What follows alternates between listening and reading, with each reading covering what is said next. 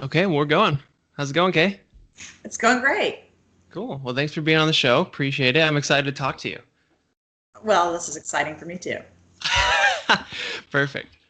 So you know a lot about movies and silent movies in particular. You have silenthollywood.com.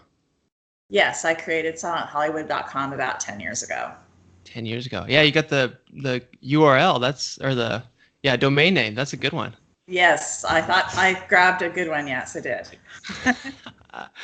Nice. So silenthollywood.com. You also have you're the movie gal, so you also have the moviegal.com.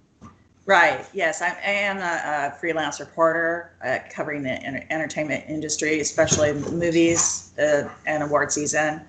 And I do a lot of interviewing of filmmakers, writers, directors, cinematographers, and so I have a foot in the past of movies and in the current time of movies. Yeah. Dang, crazy.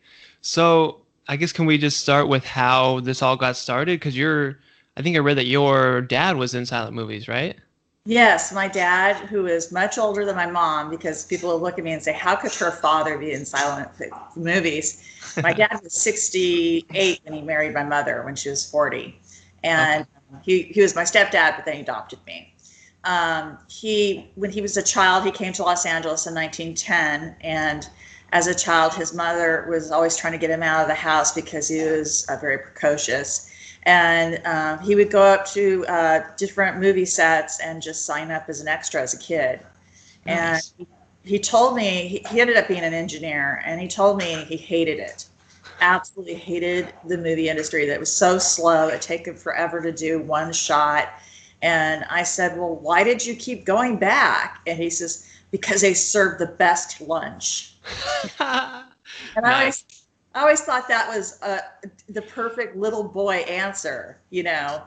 Totally. But also, my dad knew Lon Chaney, and my grandfather built a house for Lon Chaney. So, and my dad went to school with Creighton Chaney, who is also known as Lon Chaney Jr. Oh, so who is Lon Chaney and Lon Chaney Jr.? Okay, Lon Chaney was probably one of the most famous silent film stars of the era. And he was known for doing a lot of ghoulish characters, The Hunchback of Notre Dame and the Phantom of Oh, the Opera. And he made his own makeup. And my dad had a really funny story to tell about that. He said he and Creighton were at the Chaney home playing around, and that Lon Chaney came down the stairs in some kind of werewolf makeup and just scared the bejesus out of both of them, on purpose, But he was really the one that created the makeup that they did for years after that. And his makeup kit is actually on display at the Hollywood Museum in Hollywood. oh, I just went there like last week. Yeah, his makeup kit is there. Oh, So that's awesome. yeah, so he died right at the advent of sound, and Oh, his son, his name was Creighton Chaney, but the studios asked him to change his name to Lon Chaney Jr. to try to get more people in the seats to come see him. And he had a very long career. He worked from the early 30s all the way into the 1960s, doing all kinds of different movies. So very, nice. yeah. That's cool So when it can go in the same family. That's fun. right. And then my dad knew Douglas Fairbanks Jr., and Douglas Fairbanks Jr. was the son of Douglas Fairbanks and stepson of Mary Pickford. And he was quite handsome. He ended up marrying Joan Crawford at one point. And Wow. but my dad knew him when they were really young. And I said, well, what did how did you know him? And he says, well, I wasn't like a best friend of his. I was just part of the gang. There was a gang of us guys that would go out. And at that time it was Prohibition. So Douglas Fairbanks always knew the place where they could find a place to serve alcohol. My dad said that the reason he liked going out with Douglas Fairbanks Jr. was because he was so handsome, he would attract all these girls. And my dad says, I knew by the end of the night I'd have a date because there would be all these extra girls. So, Gosh, yeah. He that's had so a lot of funny. stories about Hollywood, and he knew a lot of silent film actors. And he said, they weren't stars to me. They were my neighbors. So, Yeah, the grocery store. He says, there was really no big deal to me at the time. right. Wow, that's pretty cool. So can Yeah. we look up, is there photos of who was it? Lon, you said the where what Well, was it? I don't have any. I don't know what the werewolf. Or I mean, that's how my dad described it. I don't know what film that would have been for. And you have to Uh-huh. realize, 95% of silent films are no longer exist. Oh man. Yes, we only have 5% available right now to view. Wow. 95% is 95 to 96% are gone. And the reason being is that the film stock used in silent pictures is called nitrate. Now, Mm-hmm. nitrate is a beautiful format, and they still use it today at sometimes. It really has the most candescent kind of look of the film, and it's just gorgeous in a screening. The only problem is it's extremely flammable. And Oh, I mean, in the silent, sorry, my dog. In the oh, no silent, worries.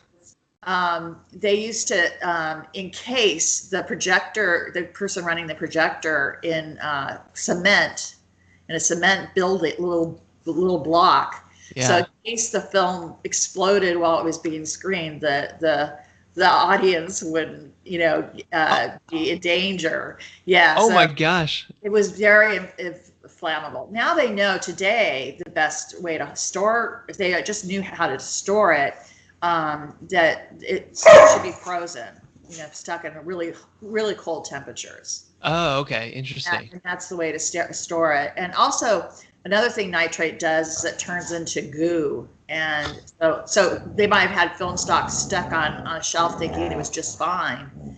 And have it, you look at it, you open it up, Nymeria. Like how he just hangs on over there on your shoulder. That's nice. Oh yeah, that's Lucy. Oh, hey, Lucy. Yeah.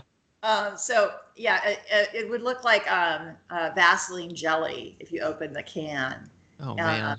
just be ruined. And they didn't think about preservation in those days, that people would want to see the films again. I mean, the idea of seeing a film over and over again was not ever thought of at that point in film. Huh. Yeah. That's so strange. It seems like they would, because they're like the amount of films made back then was a lot lower than today, even, right?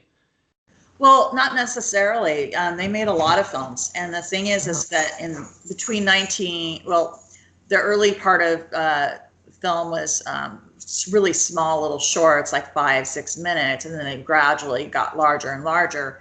And in 1914, they had the first real about 2-hour movie, and then in 1915, D.W. Griffith came out with Birth of a Nation, which was really the first blockbuster.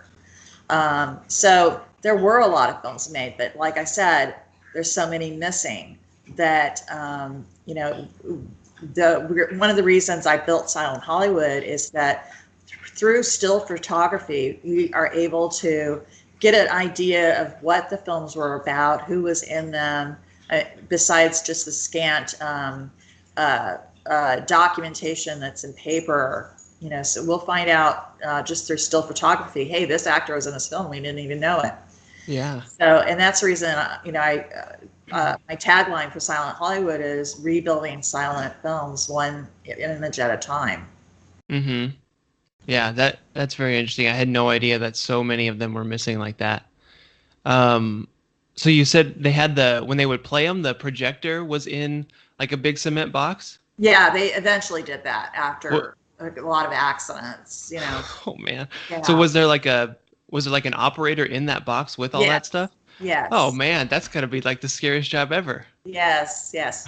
And they also didn't have like a right now you could put a film on a projector and leave it. They couldn't do that. They were hand cranked, and they had different Right. speeds, and the even today when they show silent films, they'll bring in people who are still skilled at screening these films with a projector, and they actually have to hand time the timing of it. And it's a very complicated, way of doing something. And it's really, if you ever get a chance to see a large format screening of a silent film, I really suggest it's a great idea to do, because you really get an idea of what it was like.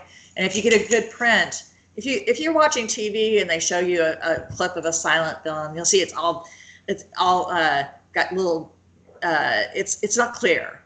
It's like it's been damaged, and it has like little flakes in it and little but really, when people went to see a film in 1920, it was as beautiful as films are today. Oh. Yeah, so it's an experience if you can get see a really good print, to see that people in the 1920s actually did get to see beautiful films. It's just that they didn't have sound. Right. The one. So is the like when it's grainy and flaky and stuff when we're watching it, is that just because it hasn't been preserved well? Is that all it is? Yes, and if someone's recreating it, they recreate it as it's damaged, as that was the real way the movies were shown in those days, and they weren't. They were, and there's a famous film historian. His name is Kevin Brownlow. He's the only man to win and be honored with an honorary Oscar for as a film historian. And he, at a screening of Buster Keaton's The General, which he was actually printed from the negative, so it was as pristine as a new film. Huh. He said, "I wish more young filmmakers were here to see this and see what a real silent film looked like when it came out. That they were clear and beautiful, just as a new film is today." Man, that would be very cool to see. Yeah. Do you know of any like theaters offhand? Because I'm in LA area and you're in Palm Springs, correct? Right. Okay. Do you know of any theaters offhand that might have something like that, or where someone could find an event like that? The Turner Classic Film Festival in Los Angeles, it's in Hollywood, usually in April or May. They have some beautiful screenings, and they often have orchestras with them, which is also wonderful, because silent films were shown with live music. And for example, Birth of a Nation was shown with an orchestra. A lot of films are shown with an orchestra or someone playing the piano. So the live element of music is part of the experience. And so if you can get to see a film that way, it's great. But unfortunately, there's not one theater that like specializes in silent films. There used to be in Hollywood. Or in Los Angeles, there was a silent film theater, but it shut down a few years ago. Man, it's too bad. Yeah. Okay, that's cool. The Turner Classic Film Festival. I'm gonna have to check that out, because I really want to see that. That would be super fun to experience. Right. So when they're hand cranking the projector, it's all like their timing is the speed that the film is being run. Right. That is crazy. So they have to be right, totally even, consistent the whole time to get it right. That's the thing. It's not even and consistent. Yeah. Right. And they have to know the film really well to anticipate the pauses and stuff to the film and everything. So it's very technical. I really don't know a whole lot about that, but I've seen it in action, and I've heard Kevin Brownlow talk about it. So that's how I know about it. But there's some very gifted people that know how to do that, and there's also some very gifted men around that still play for silent films, the piano or organs, because they have these large theaters with organs, and there's very few people around now that can play an organ for a motion picture. So they also I know a few of them myself, and they take a lot of time training younger people, so that the art's not lost. Right. That's cool. I like that people are still continuing that going on. Right. So when they're, I know you don't know a lot about this, but I'm just so curious about the cranking thing. So they'll like actually like change their timing depending on the Yes. film. Yes. Oh, Yes. that's interesting. Yeah, I would think they would just be consistent and just do it the whole time, but they actually need to time stuff. Yes, they do. Huh. And why, do you know why that is? Is it just for the No, action I or? don't. It's like I said, it's more of the technical part of film, and I'm Yeah. more about the storyline and the actors and all that kind of thing. But it's very interesting. Yeah. I went to there was a little theater in like Manhattan Beach area, I think, Uh in huh. LA, and they had gosh, what did we see? I think it was like King Kong even, but I don't know if that's even a silent film, but they had No, that's uh, 1933 with Bay Ray. okay.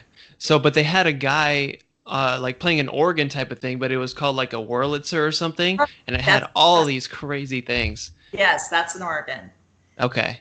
And yeah, that's whoever was playing that was uh, is a very rare person because there's not very many people that can do that. So yeah. hmm Yeah, that was very cool to see. But then what was kind of weird too is this at the theater they kind of made it into like the psychedelic thing where they painted some of the like organ pipes in like neon kind of black paint or whatever, and then put black lights on, and then they had like this little show in between. But whatever, it was fun. But, yeah. Um, wow. Okay. Cool. So this is good stuff. So what makes you mentioned like the first like blockbuster? What kind of qualified that movie as the first blockbuster? Well, it was the first movie that was about a 2 hour. I don't know the exact timing of Birth of a Nation. I think it might be just a bit over 2 hours, and it was shown in It was, I mean, just a huge throng of people came to see it. And Birth of a Nation today would be considered a film that, uh, from the nature of the story, because it's about the Ku Klux Klan being the they're the heroes of the movie. Oh wow. Okay. Yeah. So today the storyline really is just not something that people would be driven to see. But there's a backstory to Birth of a Nation that's extremely important, and it's important to film today. Um, the director D.W. Griffith had a cameraman named Billy Bitzer, and they worked together for a very long time. And when they cut film, the first time they cut the film, they edited it. They did that in Los Angeles, and then they had a screening in New York. So they took a train, and they took the film with them on the train, and they decided to recut it. I can't imagine taking a train ride and trying to edit a film on a train, but they did. And the idea of the suspense in a movie was the way it needs to be edited for a film to be suspenseful in some areas of the film and not suspenseful in other, was created by D.W. Griffith and Billy Bitzer. And Oh. for example, if you were to watch The French Connection from, I think, 1970 to 1973, the same editing techniques are applied to the French Connection as they were to Birth of a Nation. Basically, the way it works is to create more suspense in a certain area of the film, you want to cut back and forth from one scene to another faster, and that keeps the pace fast. So then if you want the suspense to slow down a little bit, then you have a little longer scenes. Mm-hmm. And so that was created by Billy Bitzer. And that's why Birth of a Nation is an important film. It's not important for the content as much as it is for the way the film was made and the way it was cut and how those procedures have been continued in filmmaking till today. Yeah. That is quite cool how it all this stuff was just laying the groundwork for stuff to continue to be built upon it, huh? Yes, that's exactly right. They were pioneers. Mm-hmm. There was nothing that that came before them to give them an example of what to do. in the early 1900s, between 1900 and 1920, a lot of films were made primarily outside just because they didn't have the lighting to go inside. Until 1920, that's when they started developing lighting, and they had one kind of lighting that actually blinded a few actors. Oh God. Yes, Miriam Cooper, who was actually in Birth of a Nation. She was in a Fox film in, I think, 1921, and her eyes were severely injured from one of the kind of lighting that they used to use. So they were always, trying new things to see what would work and what wouldn't work. And it was a time period where it was very creative. Mm-hmm.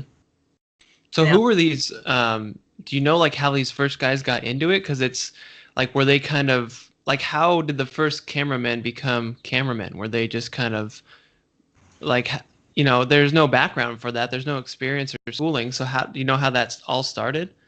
Well, the movie industry started from what they called Nickelodeons, and they were these little machines, and they would be these little flip cards. And the flip cards, if you rolled them, you would go like this, and you would roll them, and it would look like a little film.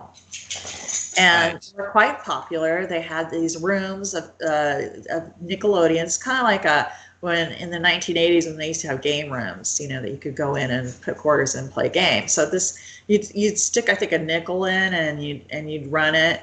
And they were very popular. And then Edison was like one of the pioneers in the film industry. And there were some more pioneers also in France, the Lumiere brothers. And there was another man that was there were a lot of like pioneers, a couple pioneers that's really started out early.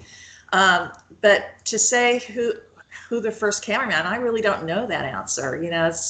I imagine it, it was pretty much probably like, if you give a kid a camera at Christmas and they go out and make their own little films, I'm sure whoever just wanted to pick it up and try it, that's what they started doing. And Biograph Studios in 1910 was making a lot of films. They were in New York, and that was D.W. Griffith's hometown until he came to Los Angeles. And the reason Los Angeles and Hollywood became the film capital of the world was because of the weather. They came here because the weather was better, and at that time they were only shooting outside or rarely inside. And they would have more time to make films because the weather was so good. They didn't have to worry about, snowstorms. Unless, of course, they were filming a snowstorm. Right. Yeah. Well, that makes sense. It's so practical, but yeah, it makes sense why they would come here. Right. And it stayed here. So like when I think of a silent film, I think of like, the actors like kind of mouthing their words, and then like those like script cards or whatever come up. Was that pretty standard? Did basically all? Yeah, and those are called title cards. Title cards. Yes. And in the beginning, motion pictures didn't have scripts. They had synopsises. Excuse me. And they would have someone that would write basically what would happen in the movie, but it wasn't not a set script. Not all movies had a set script in the very beginning.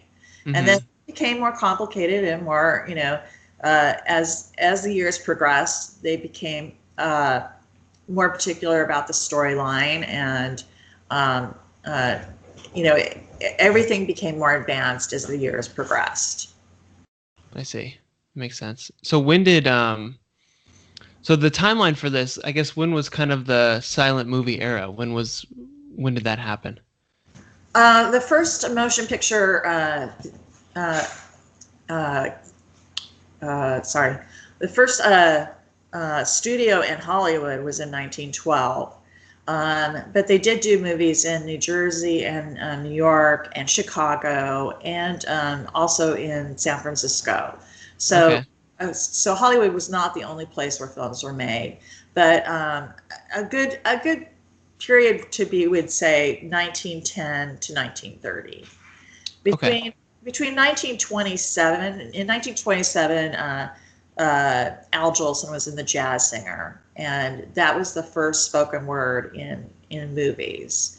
It was meant to just showcase his song, one song he sang in the movie, but they decided to let just let it go for a while afterwards as he's talking to his mother, and so that became the first sound film. So after that, after The Jazz Singer, they were gearing up. All the studios were gearing up for sound, and again, it became a competition of whose idea would work best to record sound with film. And a lot of films between 1927 and 1930 were part silent and part sound. So you get bits of each, of both. So, and then by 1930, pretty much everything was all sound. Okay. Interesting. So do you know when the radio kind of came into widespread use in that? Well, the radio didn't have anything to do with the film industry. So, and I have no idea when radios were when they first came out. But yes, radios was a big form of entertainment for people. You know, and it was how they had entertainment at home. Okay. So was it kind of like they sort of had the technology to record audio, and they had the technology to record video, and they just kind of existed for a while, but then it wasn't. Maybe it was a few years till somebody thought to really put them together and make a whole. Right. Well, there were attempts back into 1907 of trying to. They would record record albums with the spoken word on it, and then combine it with film. So the idea that there was no sound films before 1927 is really not true. It's also not true that color film didn't exist, because there's a lot of films that were made before The Wizard of Oz that had color. Interesting. But is it just like everything, like new technology today, where it takes a while for it to come into the mainstream and for like all the theaters and stuff to kind of catch up and have like speakers to play and everything like that? Of course. Yeah, exactly. Makes sense. So who were the first kind of studios to do this stuff? Well, like I said, D.W. Griffith came in, and he had in 1920s there were various movie studios, and then in 1921 there was kind of a financial hiccup in the film industry, and the companies that lasted after that are the ones that became the large companies that we know of today: MGM, Fox. I know I'm missing a few, but Warner Brothers, Universal. Those are the ones that became the large movie studios in the 1930s, 40s, and 50s when was the studio heyday. So in the early days, there were a lot of production companies, and they would go in and out of business, and a lot of movie stars had a hard time getting paid, because they're one day their studio was was working, and one day that wasn't. So if they had a really good star that was very appealing, that was helpful. Universal started out very early. I'm writing a book about a silent film star. Her name was Louise Glom, and she was what they called a vamp. And she started out with Universal. She started out in 1912, but she worked for Universal in 1914 for a series called Universal Ike, and it was a series of comedy cowboy shorts. So if you had a star that could bring in a lot of audience, Louise also worked with William S. Hart, who is a really popular cowboy star of the 1910s.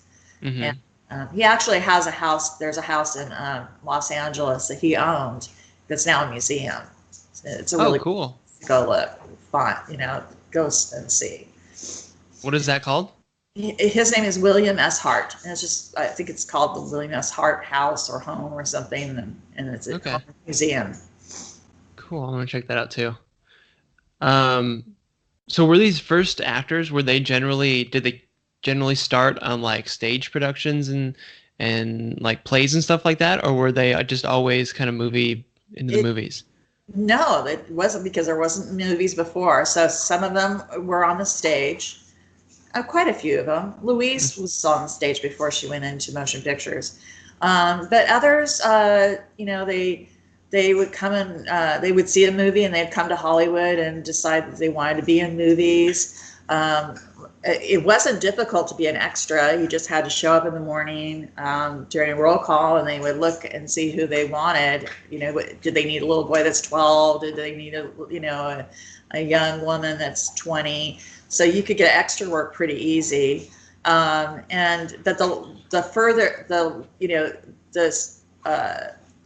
in the 1910s, that was pretty easy. But when it got into the 1920s, it became more difficult. And of course, then they started, having stars. Now, when they first started making motion pictures, the idea of they've been a movie star was not a thought of idea. Mm-hmm. Pickford was called the Biograph Girl, and they didn't know the actors' names. And the fledgling studios in the early day felt that was a really good idea, because they didn't want the stars to outshine the movies that they were bringing out. Right. So the girl that's considered the very first movie star, her name was Florence Lawrence. And the reason I'm able to remember her name so well is because of my in-laws. My mother-in-law's name is Florence, and my father-in-law's name is Lawrence. That's perfect. So I'm able to remember her name really well. But she was the first billed actress with her name billed, in advertising to advertise a movie. Wow. So yeah. That makes sense. I could see why studios would not, like business-wise, they would not want the actors' names on there. But now it's just so common and normal. Right. That's like a marketing thing almost for them now. Totally is. It totally is. Exactly. So you mentioned you're writing about Louise Glom, and you said she was a vamp. What is that? A vamp was a character. It's actually that they used to call them vampires. And that's what vamp comes from, the word vampire. And it basically was a woman that, this is 1910. It was right after women were just starting to express their sexuality in more open spaces. Mm-hmm. And the vamp was the woman that was going to destroy a man in a motion picture. Like if he had, if there was a picture about a nice young man and a nice young girl, and they were going to get married, Louise would be the girl that would get in between them and take the man from the young girl. And she was always sordid, or had a bad past or something like that. And then there would be some kind of ending that would where the vamp would try to gain redemption. Okay. So literally like a vampire, like sucking the life out of, Right. Yeah. Right. Exactly. Wow, that's hilarious. Yeah. Okay. So when were the first Academy Awards? Do you know when that was? Yes. Well, the first Academy Awards were in 1929. And I'm actually writing a book about the Academy Awards right now for the 100th anniversary. So I have 10 more years to finish. And I'm interviewing Oscar winners right now. Oh, so cool. Yeah. So, of course, not all Oscar winners are still living today. So if I can't interview a person that's still living today, I interview their relatives or someone who's knows a lot about their career. So I'm in the works with a friend of mine when we were writing it together. So that's very cool. That's exciting. Yeah. So what's the what are you covering in the book? Just the entire kind of history of the Oscars and all that stuff? Well, most books on the Oscars are kind of encyclopedic. Great pictures, a list of who are nominated, a list of people who won. maybe a little tidbit from the awards show that night. That they were show the first Academy Awards was a luncheon. It wasn't. Yeah, it was. They didn't dress up. It was like a 15-minute deal. It wasn't. Yeah, it wasn't. What it is today. They would just be amazed. It was just kind of an industry insider giving acknowledgement to someone. But it just grew from that because it was very popular. It got to be a very popular way of, rooting for your stars that you enjoyed seeing at the movies. Mm-hmm. So, just like anything else, the Academy Awards, they grew as the movie industry grew. Okay, makes sense. So when they first started, were there any other kind of award shows or awards being given, or were they kind of the first ones to do it? There was a kind of funny award given to young girls. It was called the Wampus Baby Star Awards. And even though they weren't babies, they would pick young starlets that they thought had a really good future. And Wampus babies Joan Crawford was a Wampus baby. There were some very talented young women that were Wampus babies, and then the other actresses that kind of never really, had that start. And the Wampus babies were. I don't have a whole lot of history on that, but I do know that they were voted on by some newspapers of some kind. On who these women would be. And then they spent a year like touring the country and going to parties and stuff, that were sponsored by the people who gave them the honors. There was no plaque, there was no statue, there's nothing like that at all. Uh-huh. And they had the Wampus babies in the 1920s, then they stopped for a while, and then they had them for a couple of years in the 1930s, and then it's stopped completely. Huh. Weird. It's such like a specific type of award or like recognition. Right. So strange. So in the first, like when they kind of first started the Academy Awards, did they just have like Best Picture, or were there multiple awards like there is today? They had multiple awards, but the awards changed. Like, for example, Janet Gaynor won. She was the first woman to win Best Actress in a featured role. Mm-hmm. I don't think they even had, I'm not sure if they had supporting roles in that year, because things changed a lot between the first awards in 1940, because they were trying to find their own feet about what they were going to do. And, they still are changing it today. Mm-hmm. So not every award season is the same. For many years, they used to give awards away for cinematographers for black and white film and cinematographers for color film. Oh. Because for a long time, both mediums existed and were in movie houses at the same time. Mm-hmm. So the Oscars has to keep up with what the current trends are. Now, just last year, they mentioned that they were going to have a new category for most popular film, and that was the least popular idea anyone had for the Oscars. I mean, the Oscar voters said, we don't even know how we're supposed to vote for that. And so the Academy Award backed up and said, okay, we're gonna shelve this idea for a while. So, it continues to change, and as much as the film industry changes. Mm-hmm. Well, it's good that they do change and kind of evolve with it, because that's important. I think that's good that they stay like that. But right. that most popular thing, that wouldn't even be like, how you wouldn't even vote on that, because that would be like just objective. That's not. You would think it would just be box office numbers, right? Yeah. Yeah. So I talked to a few Oscar voters, and they're like, "Yeah, we don't know how we would vote for that. It seems strange to us, because they know what the best motion picture idea is, and it's." The Oscars is not to say what is the most popular film. There are other outlets for that. There are other award shows that cover that, like the People's Choice Awards. That's mm-hmm.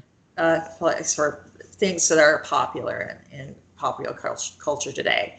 But the Golden Globes and the Oscars, I really think, should stay to the art of motion pictures, and not veer off. Hmm. That's a good point. They have their like niche sort of. They're different. Right. There's a reason the Oscars have become so popular. So, don't mess with the formula too much. The problem is that they are losing a tremendous amount of viewership. The last Oscars was 33% less viewership than the year before. Oh wow. Yeah, and so there's a lot of people that believe that have the same feeling that I do, that the problem with the Oscars is the actual formula of the presentations, and that we would like it to be more simple, and that the MC didn't have to do all these tricks or get like bringing, like what one year they went into another movie theater, and brought in actors to say hi to people seeing the movies, and Yeah. it took up a lot of time, and that's the stuff that is making people stop watching. Uh, Hmm.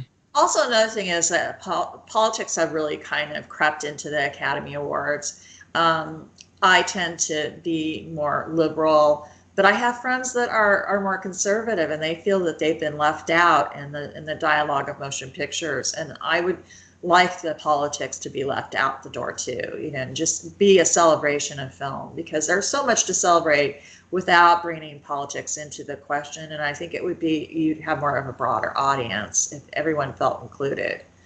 So those are the two major things I believe is wrong with the Academy Awards, and would bring them more viewership. But also, part of the reason they're having fewer viewership is just because people don't watch television as much as they used to, That's true.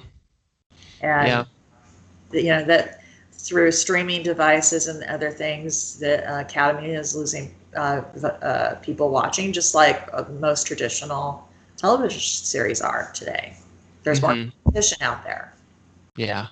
It seems like it's still kind of the like I don't know, the standard or the highest echelon for awards for movies, at least, because even if I think if people don't even watch the ceremony, they'll probably at least look it up or Right, you right. know. It is. It is. It is the top echelon, and they need to remember that, and they need to not worry about competing with anyone else, because they've already established themselves as the best. Hmm. Um, there's in show business, um, there's a way of any kind of show business. You'll always notice that they always save the best for last. If you're watching American Idol, they're going to take the person who sang really well, the best person that sang in rehearsals, and that person will be last. Yeah. Because everything should be, the best should always be saved for last. And what's the last award show of award season? The Oscars. Yep. Everything is starts all over after the Oscars are over. So films are released at the end of the year. The reason films in the fall are so much better than the films between in the other seasons is because they're releasing them late, so they'll still be remembered by the Oscar voters when it comes time to be voted on. So a lot is really geared to the Oscars themselves. So they have a lot of power. They have a lot of reasons to be to not worry. And I just think I think they need simple fixes instead of trying to be get too inventive with trying to bring in more viewers with categories that really don't fit the Oscars. Hmm. Okay, I see that makes sense. And you think they should just kind of simplify the show, make it, because right now it's like a 4 hour ceremony, isn't it? It's pretty Yeah, long. it's 3 hours and something, and now like next year, the next Oscars are going to show, which I'm very upset about. They're going to have several awards given out during commercial times, and Oh. I think that's going to hurt them tremendously. There's a lot of people that have Oscar parties, and they have pools on who's going to win. Hmm. They said that they're going to show clips of the winner when they go back to the live show. And I've been to the Oscars. I've been there 4 times. I covered it in person. And one of the things I don't know what they're going to do is during commercial breaks is usually when everyone hits the bar, because there's a bar in the back of the theater, and everyone's going to the bathroom or getting a drink, right? And House has still giving out awards during the commercial break. It's kind of probably going to piss the people off that regularly go, because that's our time to have a little bit of a break between the different awards. So I don't know how that's going to work out. I think it's a mistake. I think keep the awards, get rid of the shenanigans that just don't really mean anything. Yeah, that is kind of strange. It seems like they're just trying to entertain as much as possible on this show, but it might not be what people want. Well, the show is not a show to be an entertainment show. It's to give out Oscars. That is the main purpose. Yeah. Why would you not give out the Oscars during the commercials? I mean, it's just to me, it's a little ludicrous. Yeah, totally. Is there a ceremony the day before the actual televised Oscars? No. The Film Independent Awards are the day before. But Okay. the one thing they do have is they have an Oscars luncheon, and I've been to that as well. It's a great day. It's usually done about a week and a half or to 2 weeks before the actual Oscars, and all the nominees are invited. They're given lunch. They are seated. They're not allowed to sit where they want to. They have specific seating so they can meet new people in the industry. So an actress might be sat with a cinematographer and a foreign film nominee. They try to mix it up so people get to know more people.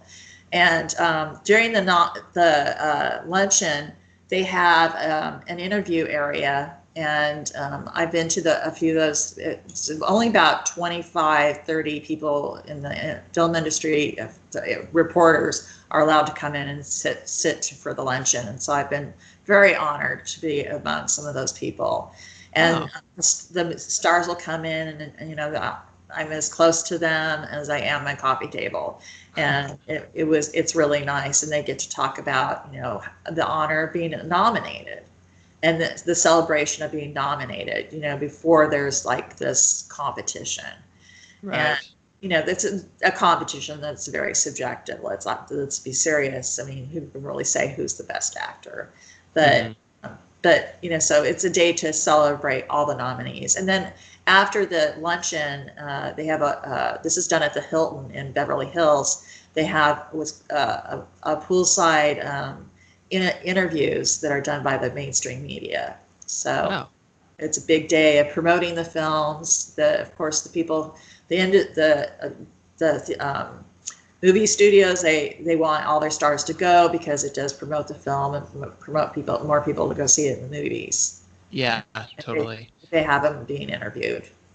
That's what I like about the Oscars is that it kind of motivates you or encourages people to talk about movies that may kind of slid under my radar that I didn't really notice. Right. Yeah. But with my friends, it's what have you seen? What have you liked? The start of Oscar buzz, and I'm pretty good at predicting winners. That's kind of how I started in this business. And I beat out Entertainment Weekly with my predictions. So I'm pretty good at it. And sometimes I'll go and see a movie and I'll go, this is going to win the Oscar, and I'll know for sure. For example, when I saw Amy, the documentary on Amy Winehouse, and I saw it pretty early in the year. I think it was August. I was blown away, and I said, this is going to win Best Documentary, and it did. And so, I'm pretty good at it. I'm not perfect, but I do pretty good at it. And I just, certain films will just hit you and you'll just go, that was incredible. That was an experience that I won't forget, and it deserves recognition, And then you, if you really like a film, then you're rooting for it. You're rooting for it to win, get some acknowledgement with some of the film societies and film festivals, and then when the Golden Globes come and they have their nominations, and Also, the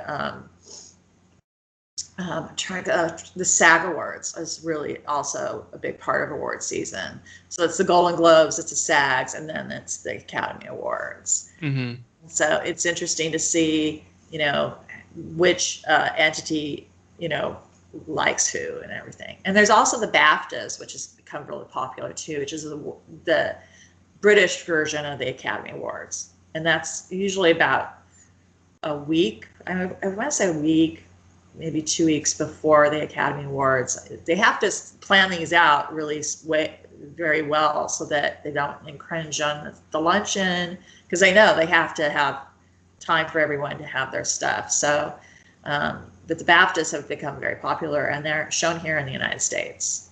Okay. Are those just British films, or is it everything? It's Hollywood films. It's films from around the world too. So Okay.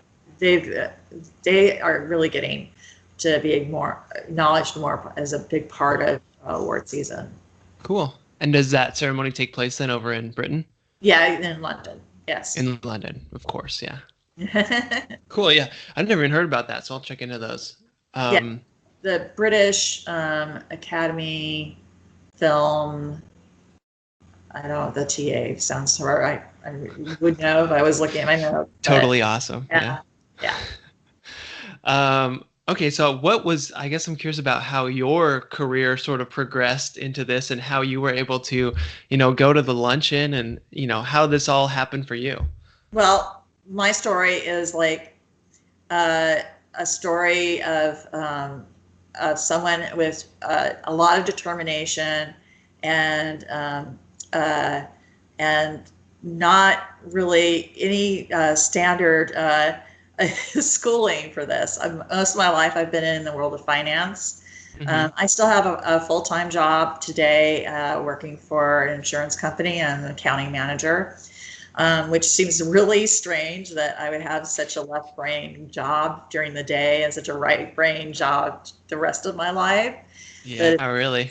It just works out that way for me. But what happened was my husband was in a serious accident at work, and he was ill for 15 years. And I was unable to work for a really long time because I never knew when he would be ill or when he'd be in the hospital or when he'd have surgery. So I couldn't commit myself to working for anyone. So I did some various things. I sold some things on eBay, and when eBay was doing really good in the 2010s, and I would go to these parties. A girlfriend of mine would have parties. For the Oscars, where we predict who was going to win, and I was getting so good at it. I'd walk in and people would just hand me the money, for the. Hey, we know you're going to win. I'm just going to give you my $5 now. And I go, no. I'm kind of picking some strange ones this year. So I really didn't think I would win, because I would, one time the year Chicago came out, Entertainment Weekly said that their costumes were too flamboyant. And I'm like, no, they're supposed to be that way. And it's going to win Best Costume. And so, I didn't always agree with, these people that were paid a lot more money than I ever was paid to do. So anyways, my girlfriend, she kept I don't know why, but she kept all the sheets that we would write out on our predictions. And I was on the computer one day and I got this thing, write about, do you like to write? And it was an online news organization that was coming together. It was called examiner.com. And so I applied for the film area. At the time, I lived in Hemet, California. Hemet's a really little tiny city on the other side of the mountains from Palm Springs. Mm-hmm. And they had a drop down menu, and you had to pick a local area to cover. And of course, Hemet wasn't on it. And Temecula, which was the biggest city next to me, they weren't on it. And then I saw Palm Springs, and I'm like, Palm Springs, that's a good area to cover because they bring in a lot of independent film into Palm Springs. Yes. Yeah. And so I picked Palm Springs. Didn't know that I would end up living here. Didn't know that my whole career would start here. And I started writing for them. I wrote movie reviews. 6 months after I wrote for them for the local Palm Springs area, I pitched an idea of writing a national byline on movie awards. So I was the movie awards examiner. And a year after I started, I applied to go to the Oscars.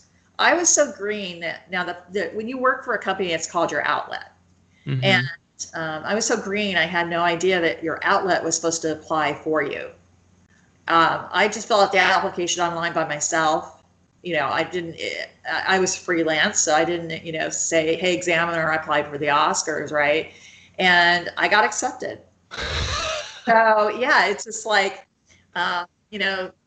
nothing that I did was the standard of operations. There's no guidebook for what I did, I think I just was so green and everything that I was, I did have knowledge and experience in other ways about the film industry. I spent a lot of time watching film when I was younger. When VHS tapes came out, my mother and I would binge watch on the weekends.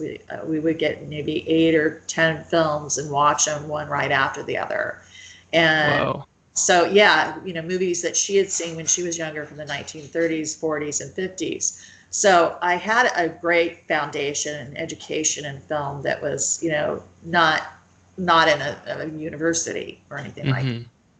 So I think that part of my education and knowledge of film history, and also knowledge of how I was able to predict who was going to win and why, knowing those things when I went in, I think were really big help. So I don't think anyone could go and start writing for a company and then go to the Oscars. I don't think that happens very often. A lot of people tell me I should write a memoir sometime because and call it From Hemet to Hollywood. But it just happened. I never had planned it. I never had planned having a career doing anything with motion pictures. I've always loved motion pictures, but it was nothing I ever planned to do. So it just kind of happened. Mm-hmm. That's a very cool story. How you just had it, watching the VHS tapes, you just had the natural love for movies, and then it just kind of happened. That's awesome. Right. I love stories like that. That's very cool.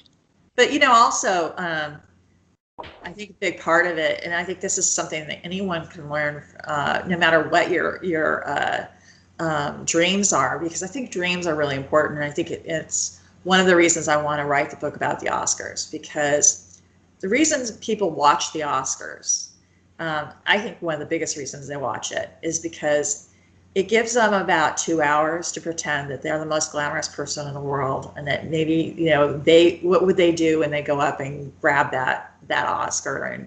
And I think they picture themselves as the people who actually win.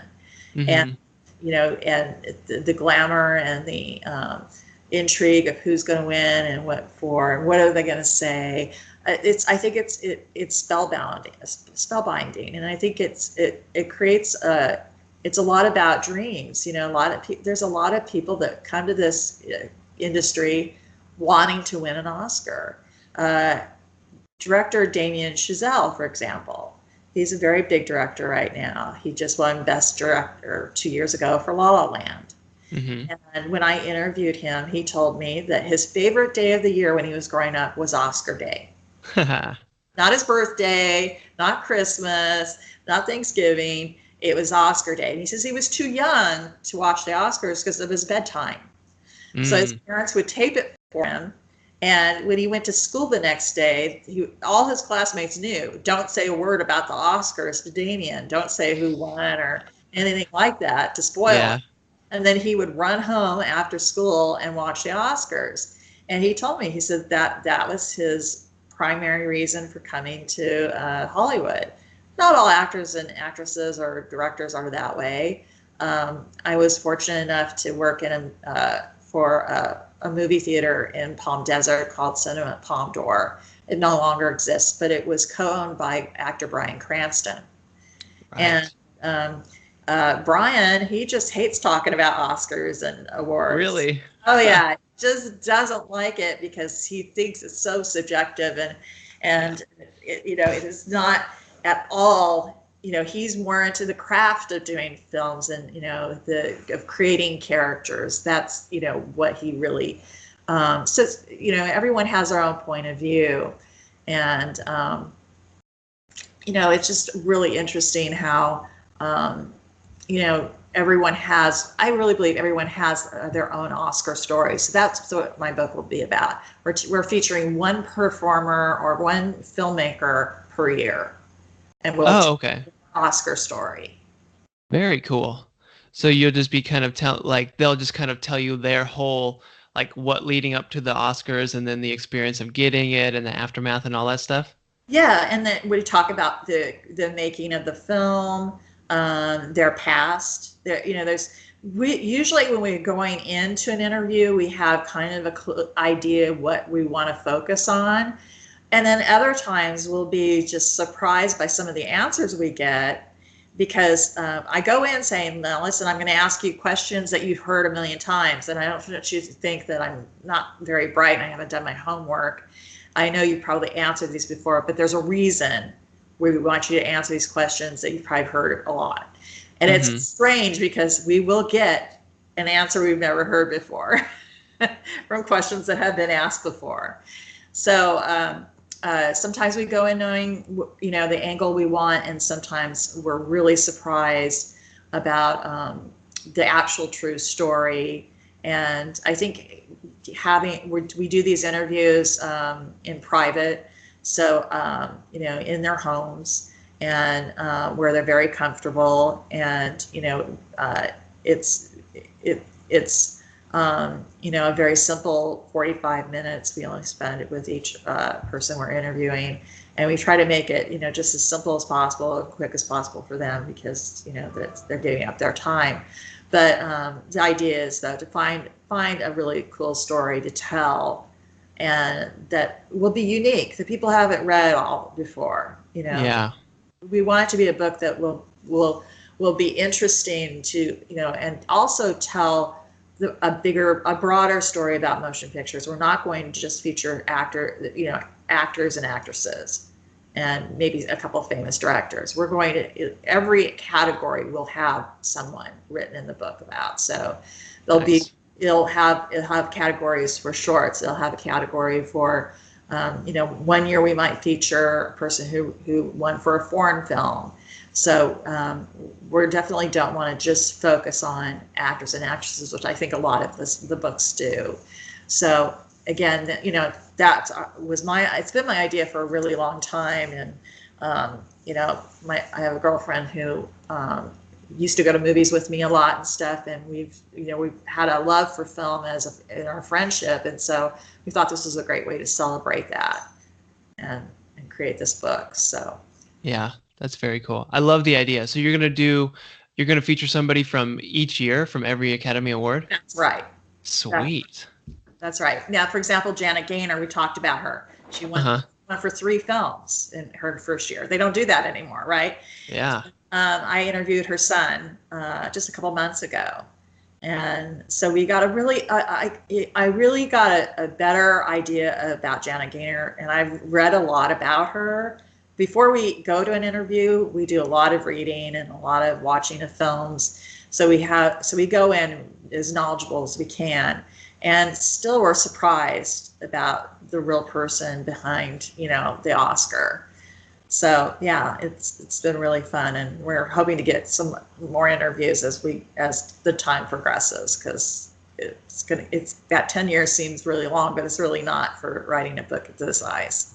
Yeah, that's a lot. You gotta have 100. So you're gonna do all 100 years? Is that the plan? All 100 years, yes. Sweet. Okay, so this will be a while till we get to read this, though, huh? Right. Okay. Man, that is quite the cliffhanger. Okay, so I'm curious about the 4 years that you went to the Oscars. What was that like? Were you doing interviews and that kind of stuff, or what were you up to? Yeah, I have some fun stories. The first year I went to the Oscars, I've only gone on the red carpet once, and that was in 2014. But in 2012 was my first year. No, I'm sorry, it would have been 2011. I think it's 2011. So anyways, the first year I was there, I was so new that what they do is they have a bank of seats, just plain seats for the people who are on the red carpet to come in, and they sit down on the seats, and it's the front of the stage. There's this actual stage behind in the Dolby studio. The Dolby Theater is connected to Lowe's Hotel. There's a hallway that connects them. Mm-hmm. And so the press sits in a room next to the Dolby Theater. There's 2 rooms. There's one for the photographers and there's one for the press, mm-hmm. the remaining press. So the remaining press waits at a stage, and then there's a little stage, and the winner will come in. Only the winner is allowed. The presenter doesn't come in. No one else is allowed to come in except for one time. And I'll tell you about that later. But and you know the press is given about 4 or 5 opportunities to ask questions, and then they leave. And so when you're in a large room with different people, it's quite a large room. To get that question in is really difficult. So anyway, so they have these about 4 or 5 rows of seats for the red carpet people, and then behind that are tables. And people are positioned at tables, and they'll bring their laptops, and they'll report in real time. Right. And they do serve dinner to the press, which is really nice. Nice. They serve drinks, not alcoholic drinks, but regular sodas and water and stuff, and some food. Mm-hmm. And it's a very hectic kind of atmosphere. I can imagine. Sitting there, what happens is we can watch the show on. They have big screen TVs throughout the room, like 3 or 4 of them, and it will be live. We can see it live. But the minute the commercial break hits, the minute an honoree starts to come in, and they can come in at any time, because what they do is they win their award, and they have the option. They can either go back to their seat, watch the rest of the awards, and then and at the end of the awards go and be interviewed, or they funnel us through the photography and then the press, and then they'll go back to the awards show. Mm-hmm. And usually the people who win in the beginning, they usually do that first, and it's not till the very end, like when you've got best actors and director and best film. Like if you win Best Actress and the other awards haven't been shown yet, you want to sit there and wait and watch, because it's the best part of the show, which wins. Right. Sure, right. So usually they'll bring other people in, and one of the movies that year that was up for a lot of awards was Hugo. And Hugo's kind of an interesting movie because it is about a man who made silent films. Mm-hmm. And so I was really lucky at the movie theater that I worked at in Palm Desert. We actually had one of the producers of Hugo there. His name is Graham King. And Graham King is also the producer of Bohemian Rhapsody, which just came out. Oh, yeah. He's a very big producer. He's worked with Martin Scorsese. I mean, very well-known producer. So mm-hmm. And talked about how Hugo was made, and it was done 3D, but it was done with 3D cameras, and every setup of the cameras took about 6 hours. So oh my gosh! To shoot a movie, a scene, and it takes actually 6 hours to prepare to even start shooting, and Grant had to go back to his investor for more money because it kept taking longer and longer to shoot. And it was shot on a real film set. They built the whole set right there. So basically, this movie had very little green screen. Mm-hmm. A lot of 3D movies are either green screen or they're filmed in 2D, and then there's a transformation into 3D. Yeah. It's actually filmed for 3D, which is different. Crazy. Yeah. So during the award show, the cinematographer won. And of course he's going to win because the other cinematographers and the other filmmakers know what a difficult job it was to film, right. to film this with all these setups taking so long? And I knew all of this, right? It's like I was prepared. And I'm sitting there, and this one of my colleagues gets to ask the cinematographer a question, and it's the first question the cinematographer gets, and he goes, "Can you tell me all the elements that it took to green screen this movie?" And I'm yelling in my head, "No, don't ask that question. That's not a good question. It was a green screen film. You know, it was all shot in real 3D. Why are you asking this question?" Right? And the cinematographer, without missing a beat, said, "Oh, well, that's quite interesting because 99% of this film is not green screen." And he says, "Obviously, you didn't do your homework." And I said, "I hope when Mr. Scorsese comes in here, you have a better question for him." Oh, wow. That's a burn. So I'm sitting there, I'm going, "Oh, God, this is horrible. You know, you got to really find a good question. You know, if you're gonna put yourself out there, you better have a good question, right? And you better be knowledgeable." So later throughout the day, another film that was up for Oscars was The Artist, another film based on silent films. It was kind of funny, and the director came out. His name is Michel Hazanavicius, and he's from France, and really, really nice guy. And I noticed that hardly anyone had their little card up. There's a number card they give us, and they would say, "Okay, 212, you're next." You know, and they would tell us to see who was going to get to ask the question. And I was like, no one is putting their. So I was in the very back of the room. I was so new that they had me seated to the back door. Yeah. The back door was like I could touch the back door. I was so far at that. Yeah. So I actually stood up and raised my card so they could actually see me all the way up at the stage. So she told me, and I said to Ms. Shahazanavicius, I said, "I was just curious what silent films inspired you to make The Artist."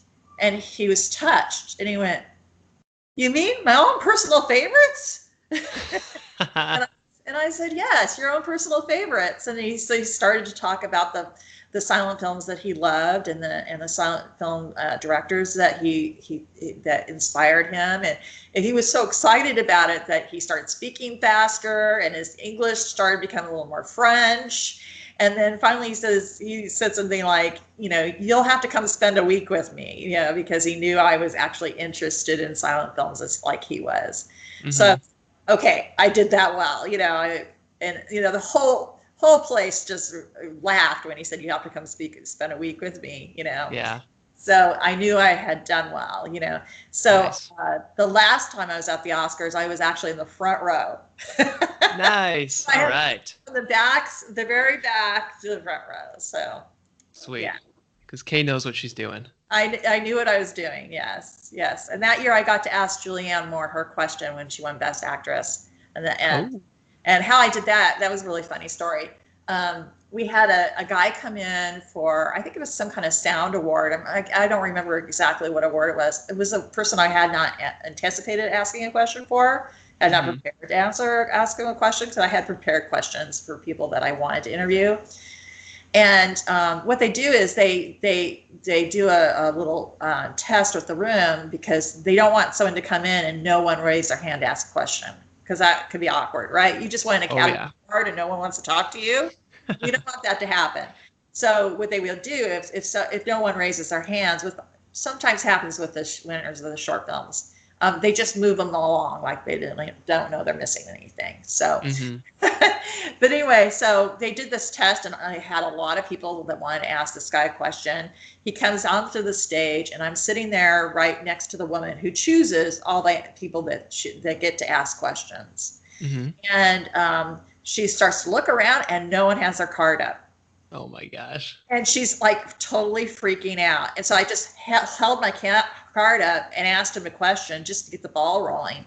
And she remembered that. So I could see the cards before she was, because they didn't always come in on the order that they won. So you never were really sure who was going to be next. Right. And so I saw her preparing the card for the next person, and it was Julianne Moore, and that's the one I really wanted. So so when I put my card up, she obviously did pick me because I kind of saved her ass on the last guy. Yeah. So, you know, so yeah, you just you just have to be really kind of a little aggressive and outgoing, and and you pick those really prime moments, and it's it's just a tiny bit of film history, but it's so fun to be part of it. Hmm. Yeah, that sounds just freaking awesome and so cool. Yeah. So what was your you said you had a story about one time like the presenter came in one time or something like that? Oh, okay. What happened was, uh, uh, I'm trying to meet. Okay, Jennifer Gardner, and that's when she was still married to. Oh gosh, what's his name? Uh, God, no, I can't think of his name. I can totally picture him. He had a film with George Clooney, and it was about. God, I can't even think of the name of the film. I should have notes with me. I wish I could help. Yeah, I don't know. Yeah, God, his name. Anyway, her husband and George Clooney came out and they won Oscars, and they all had beards on. And Jennifer Gardner, she just came in and sat down, and with the press, they found a chair and sat down, which they're not allowed to do. But who's going to tell Jennifer Gardner get out, right? Yeah, right. Right. And so her husband was up there and George Clooney was up there. And then she says, yeah, she says, I made them a bet. If they won, they had to shave their beards off. So really funny. I enjoyed her. She's just seemed like she's a really, really sweet person and really fun girl. That's good.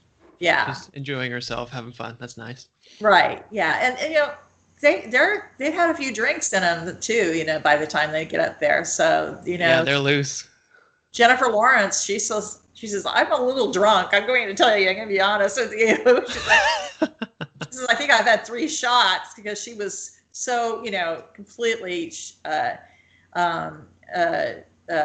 taken by being an Oscar winner, and she had a really rough time. I was actually handing in my headset. We have headsets to listen to the show when other people are being interviewed. Mm-hmm. And I was handing my headset in when she came in. I wasn't expecting her to come that soon. And so I was like really close to her, and they had the people from the red carpet asking her questions, and they were all really mean to her. They were like, she was 23 when she won her Oscar. And they're like, do you think that, that you've blossomed too soon, and that, this is the height of your career at 23? And she says, no, I didn't, not till now.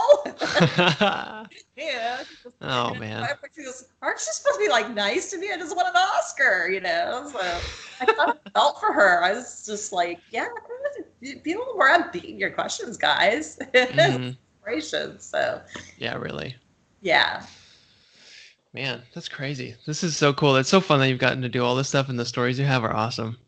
Yeah, I just, I've lived a charmed life. I really have to say, one time my girlfriend, I was out to lunch with her father, and he had worked in the television business for years.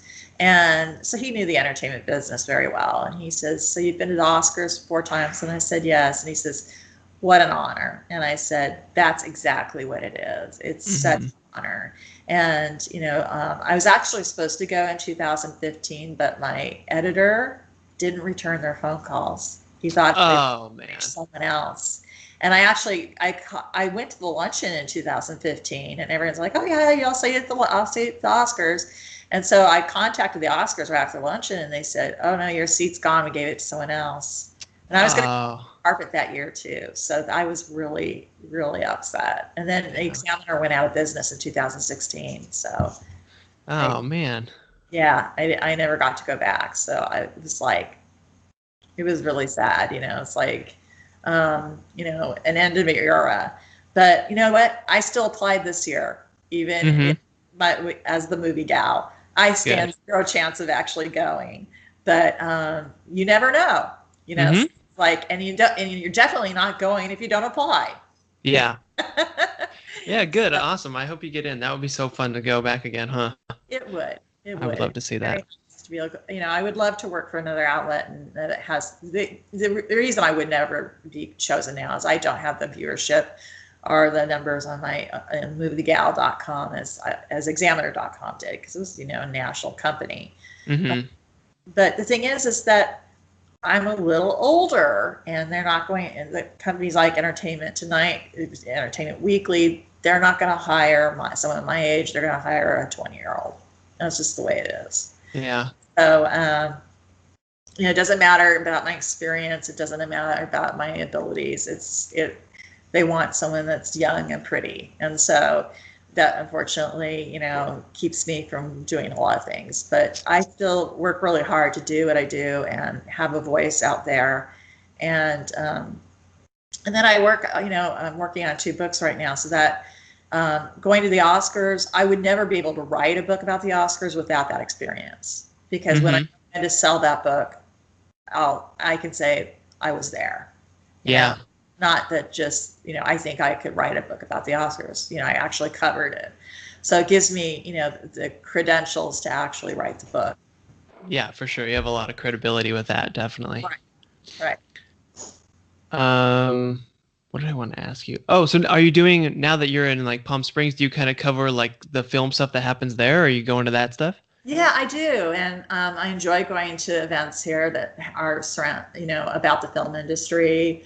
We have a Palm Springs Film Festival that's at the very beginning of the year, and I often cover that. And last year I didn't, but I almost always cover it. Last year I actually went to more films than when I cover it, because I wanted to go as a fan and just go see the films as anyone else and get to see more films. Because when you're covering them, you spend time outside of the theater interviewing people and stuff, so you don't get the chance to actually enjoy the films. Right. So that's where I was like, yeah, I want to enjoy the films a little more and do that. But it's we have a lot. We have people here that live here that work for the industry, and so it gives us an opportunity to do things that I probably wouldn't have in any other city. The only other city that I have more opportunities would be Los Angeles, but I don't want to live in Los Angeles. Yeah, it's a little crazy. Right, and my ties to classic film and silent films, they're all here. Palm Springs wouldn't be Palm Springs without a man named Charles Farrell. Charles Farrell was a silent film actor. He built a tennis club called the Racket Club. It was one tennis court at one time, and then he built another tennis court, and then he built another tennis court, and then it became a club. And he would invite all these Hollywood friends to come to Palm Springs on their vacations to chill out and not be around a lot of, a lot of people, because at that time Palm Springs was a kind of quiet little city. And Palm Springs became what it did because of the Racket Club and because of Charles Farrell. So there's a street named Farrell. And I know why it's named Farrell. I know all about Charlie Farrell and his Charles Farrell also made a couple films with Janet Gaynor, who won the first Oscar. So everything is, intertwined, but their film history has deep roots here in Palm Springs. So it's a great place to live and work. Mm-hmm. Very true. And it's fun because they have all the, like a lot of stars had homes there too, and they do those kind of tours and stuff, and even that kind of fun stuff there, Stars of the classic era, like Frank Sinatra and Bob Hope, and we had a couple of presidents too. Eisenhower lived here, and so did Gerald Ford. So yeah, and there's this a large quantity of women that come in from other areas of the country. There's they call them snowbirds, but some of them are very wealthy women that come in, and they're kind of a hoot. They're just so fun, and they work for all these charities to bring more help to the people who live in the Coachella Valley, and especially for children. They do a lot for the children. So cool. It's a great place to live. It really is. Yeah. And a lot to do. There's a lot of, besides just things about movies. There's Modernism Week. Mid-century modern movement is very huge right now, and that all started here in Palm Springs. And so there's a lot of things to do here. There's also Coachella, people down to Coachella, and then there's there's another one after that, Stagecoach. Yep. In fact, if you're going to see A Star Is Born, most of the most of the live scenes of them performing was filmed at Stagecoach. Oh, okay. Interesting. Yeah, so it's a Very great cool. place to live. Yeah. Yeah, it's a fun city. My parents have a house there, so like I go out there and there's golfing, there's like that aerial tramway thing up the Uh-huh. mountain, which is super cool. Yeah, it's just a fun little town to visit. It is. There's always something to do or somewhere to go, or and there's lots of great restaurants and bars and nightly entertainment. There just is a lot to do here, and like you said, and a lot of people like to come here and hike and bicycle, and there's a lot of athletic things that you can do too, and a ton of golf courses. Oh yeah, definitely. Cool. Well, man, okay, it was so fun to talk to you. You're like, yeah, it was just awesome. I really appreciate you being on the show. Thanks. It was good. Yeah, I guess I just want to say too is like I've always been into movies and stuff, but I never just this last couple years I started going to like Oscar parties, and I Uh-huh. think it's so much more fun when you go to an Oscar party and you actually kind of watch, you don't have to watch all the ones that are nominated, but if you start watching some of them and then do, make your predictions and stuff just to anybody listening, I think if you've never done that, you should definitely try to get a party going or join a party because it's a lot of fun. It is. It's a lot of fun. That's how I started, as strangely. And you can get together with a bunch of people and every year you'll have that thing in common that you see each other for the party, and make your predictions and see who wins. It's really fun, and plus it really you'll end up you'll when a film really impacts you, or a performance really impacts you, you'll be rooting for that actor to win, and you'll be, and it gives you, it's like you have a stake in the game, even Yeah. though you're not the actual nominee. Hmm. Yeah, it almost turns it into like a sporting event almost, where you're rooting for It's, stuff. It's fun. it's very similar to a sporting event, which is kind of strange because it's, nobody, it's not like you're swimming in a pool and the first one to touch the edge of the pool is the winner. There's so much more subjective. It's an art form, but how do I mean, we don't honor other art forms as much like that. I mean, maybe writers get, have stuff, but like, I mean, people who make artwork, like for example, of a painter, what's the best painter of the year? Well, that would be really subjective, right? Hmm. A painter, are you going to have a category for, modern art, or, it just would, Totally. it seems like a little odd, but for some reason there's a good fit with motion pictures and with having a contest like the Oscars. And, for people who love film, I think it's a celebration of their love for film. Hmm. Very much so. Cool. Well, man, I really appreciate your viewpoint and everything that you share. It's fun. So I guess can you just go over real quick again all your both your websites and where anybody can find you on social media and all that stuff? Absolutely. Well, my silent website is called silenthollywood.com, and it's just a bunch of pictures of really cool films, and it's fun to just go through it and discover more about silent films. And then I write for my own online. It's themoviegal.com, and you'll see my reviews of movies, current and older, that I've kept and archived. And also entertainment news. For example, Glenn Close is going to get the Icon Award at the Palm Springs Film Festival this coming year.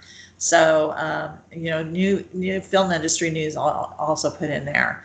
And then on Facebook, you can find me as the Movie Gal, and I have my own Facebook page, and I do probably most of my work on that. And I also celebrate filmmakers and actors of the classic period on their birthdays and stuff like that, and create a conversation about the films they've done.